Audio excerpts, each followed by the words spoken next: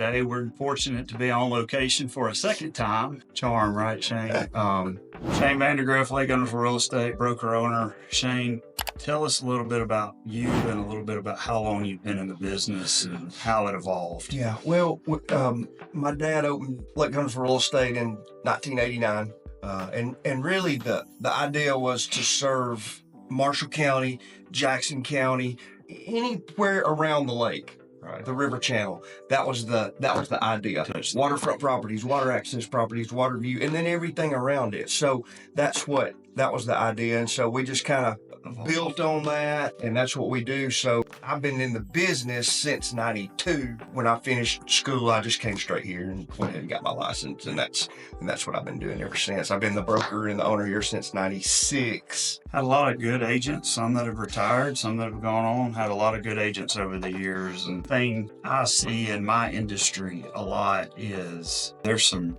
really good realtors, or really good loan officers. Yeah. And then there's 20 years where there are some that got in the business that are great loan officers today, but a lot of people don't like doing the work. Yeah. They just like the paycheck. And so I'm sure you face that.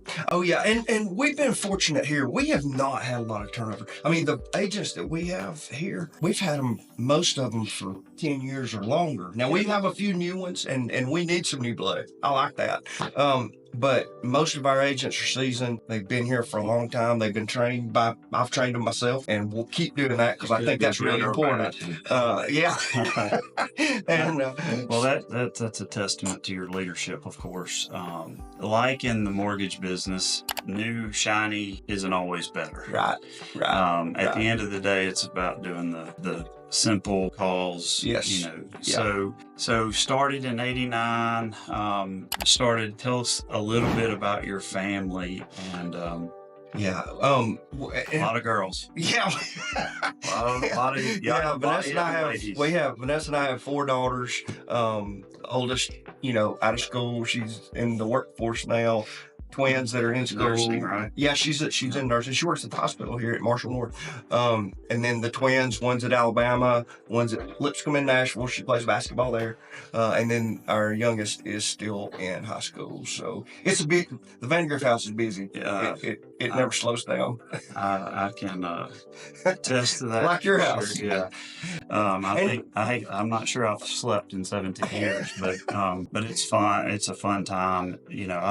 My wife and I aren't good at sitting anyways. No.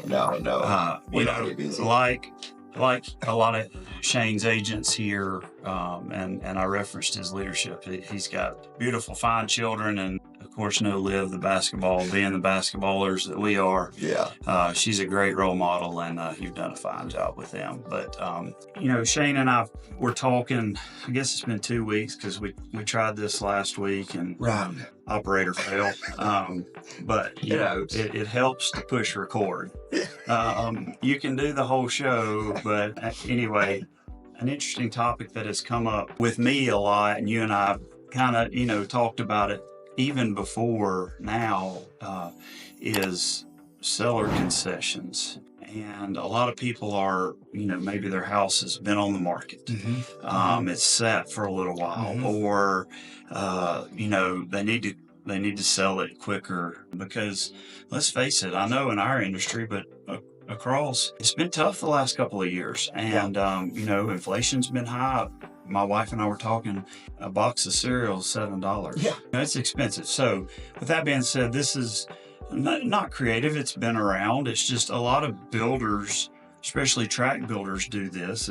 I actually sell it like a builder sometimes comes to mind. But, seller concessions vary by product, FHA, VA, all that. But what a lot of people don't understand is the seller can pay that as long as it meets those seller concession guidelines. Let's take, for instance, a government loan.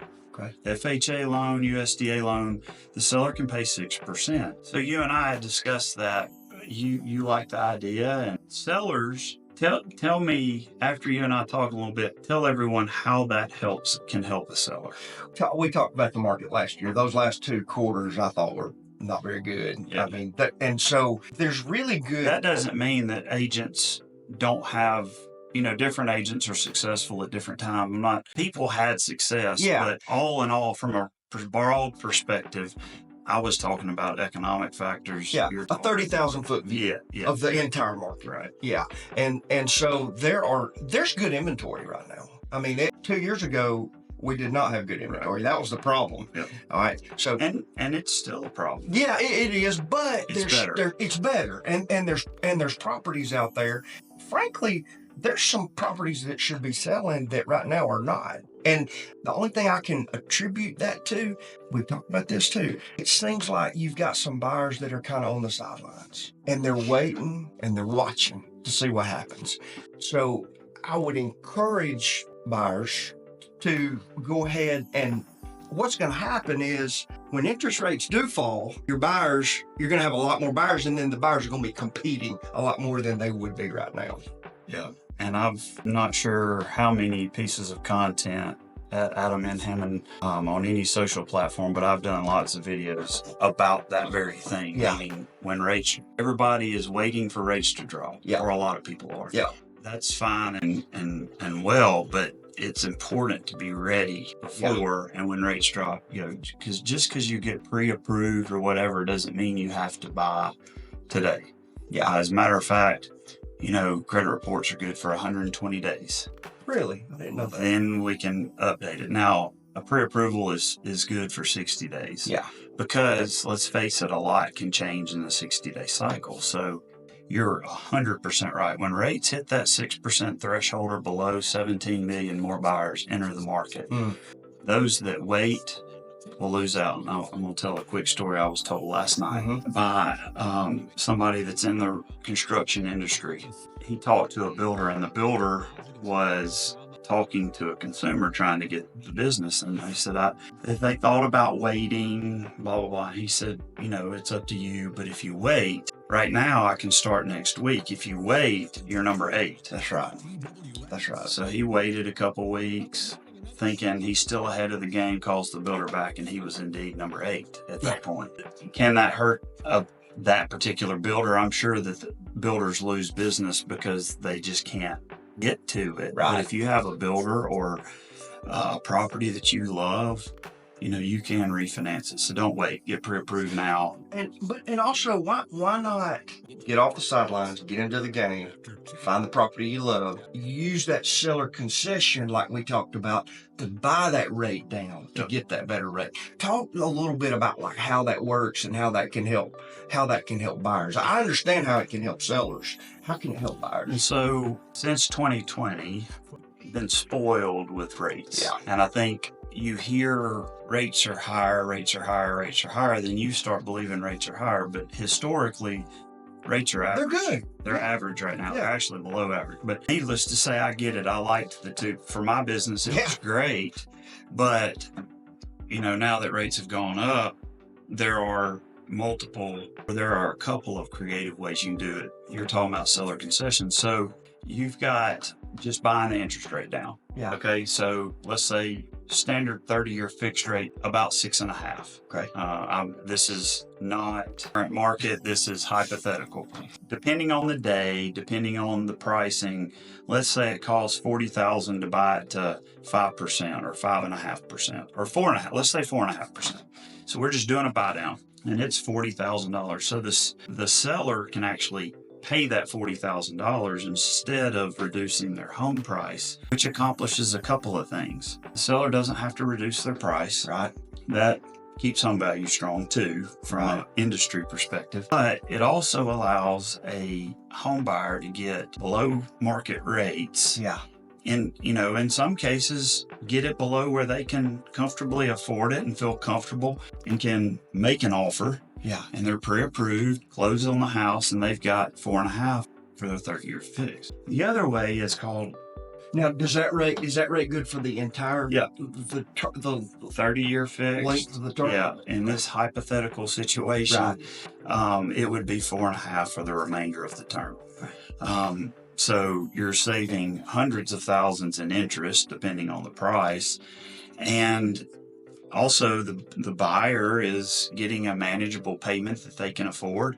The seller's getting a home sold. So it really works both ways. Yeah. Or for all parties involved. The next way is another creative way, and some have heard of it, some of people haven't, is it's called a temporary buy down. And what that means is paying a fee at closing. That money is put into an escrow account. That escrow account pays a buy down for whatever term you select. So there's 1 year, 2 year, and 3 year. Now, let's start with the longest, the 3 year. Okay. It's going to be the most expensive, obviously.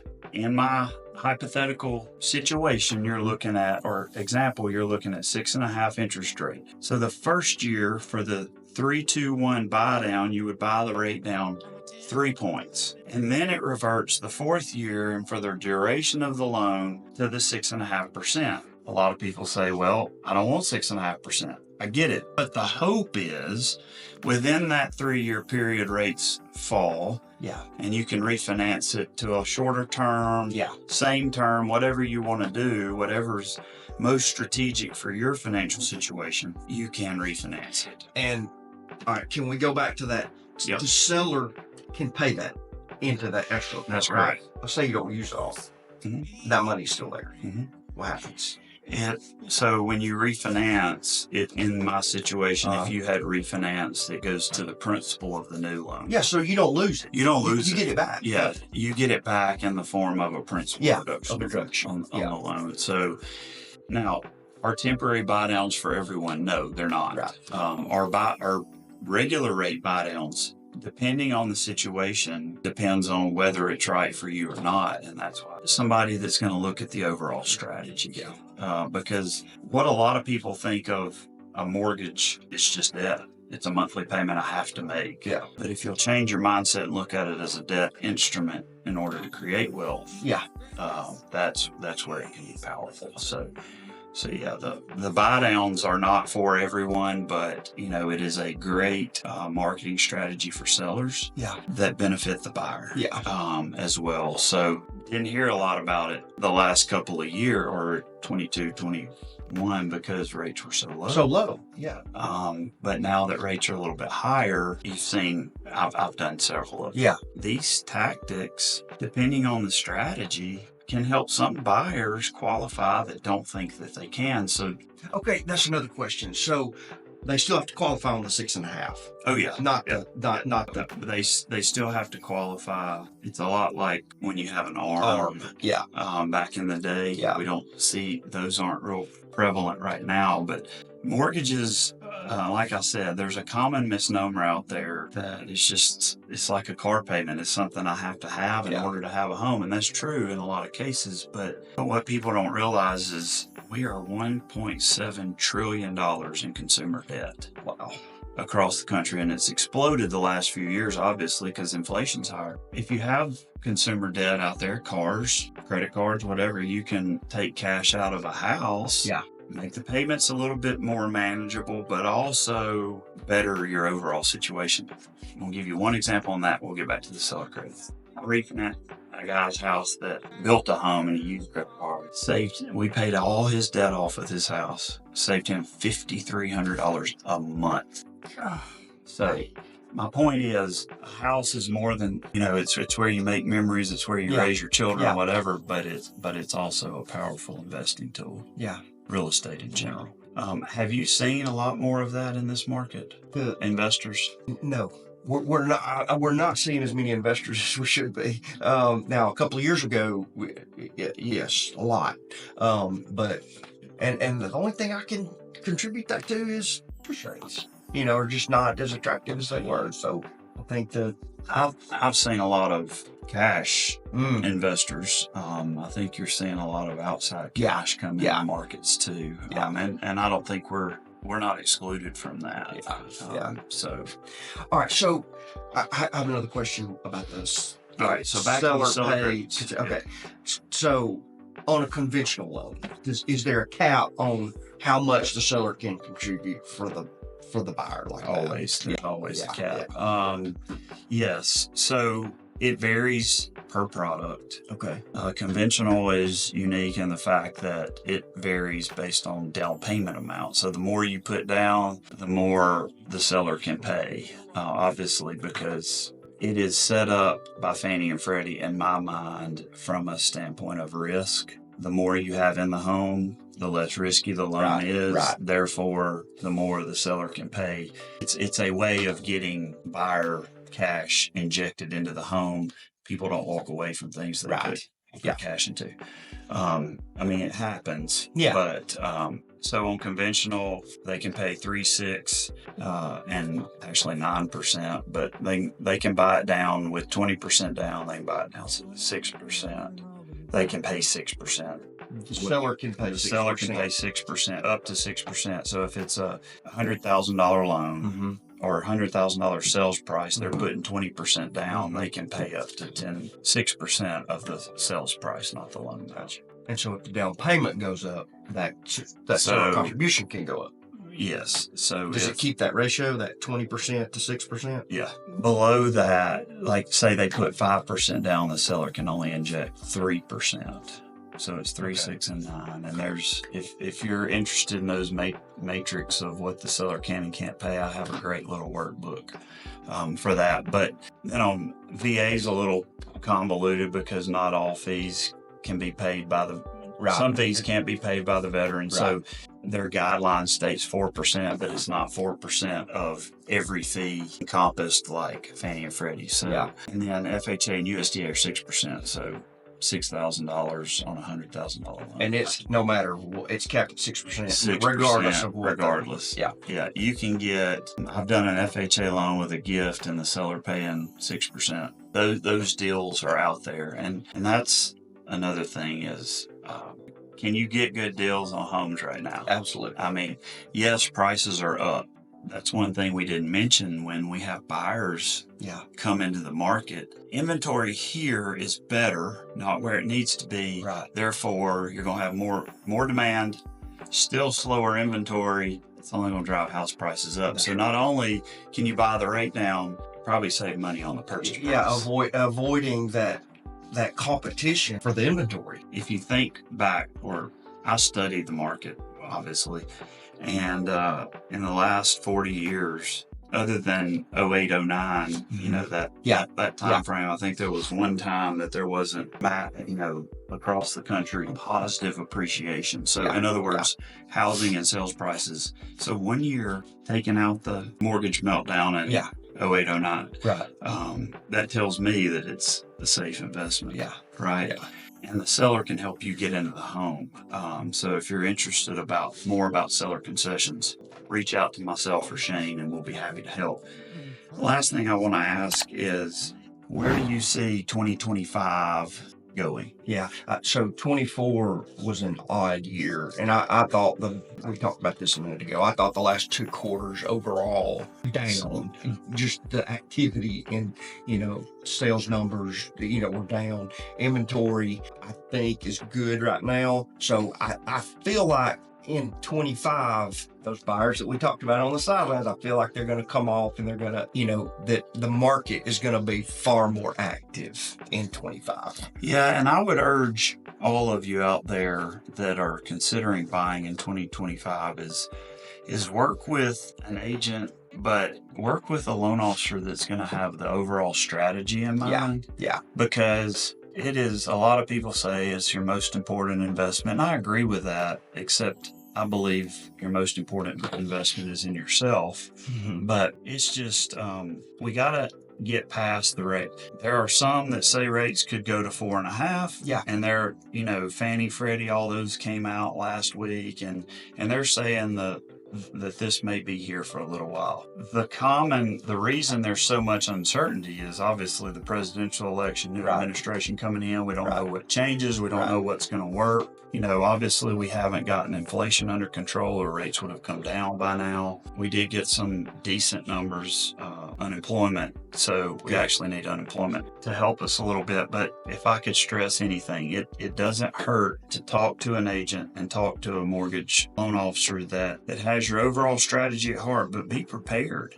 And then all you have to do is pounce once that once it cut. yeah. And if it's a year, okay, so you have to update some assets and income. Every loan officer hates going back to a consumer to get documentation. So we try to do it. I mean, we're gonna look at the loan, have it underwritten, everything up front, so that we can, it's solid. Look, I look at a pre-approval as it's my reputation. Right. I'm very careful with what I send, and not all loan officers are like that. They'll send it on a whim, but I think now experience and being part of a strategy is important. Yeah.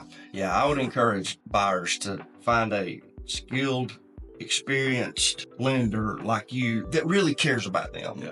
And you do a really good job with that. You really care about them. I find that moments of stress, I know, walking around the house when some issue comes up, and I've always subscribed to the fact that one of my favorite quotes is, adversity doesn't build character, it reveals it.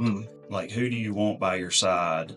The doctor that's quieter, that maybe a little introverted, whatever, or do you want the guy that is going to handle it when stuff hits the fan? And I've always tried to be the latter, in the fact that I want to shine when it's when it's not great, and it works out sometimes and sometimes it doesn't. But there's one thing: if you care about people, it all takes care of itself. Well, and you do. You really care about them. And that's why you're here, is because iron sharpens iron.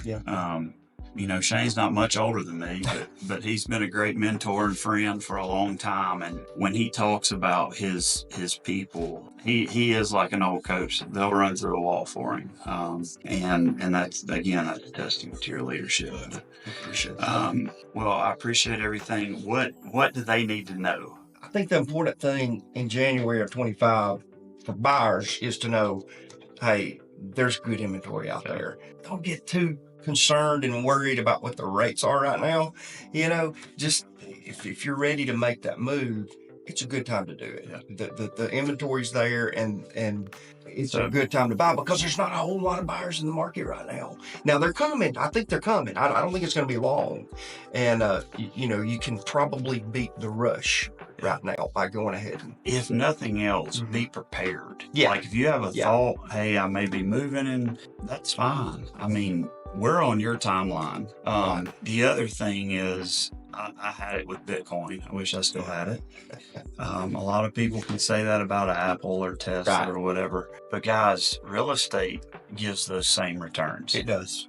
And people forget that. Where can you buy a $150,000 asset, use it, live in it, enjoy it, and sell it, and make 2 times your money? I mean, it's just, so my big thing for 2025 is education, meaning I want people to be aware of what's going on. I'm not one of those salespeople that just calls and calls and calls. Shane will tell you, I want to be top of mind, but I have 4 kids. I don't have time to, but I want everyone to work on their schedule when I'm accessible, he's accessible.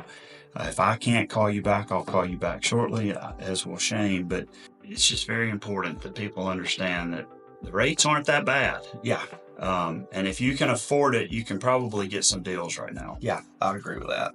All right. Well, I appreciate it. Thanks. See you, buddy. Let's do it again.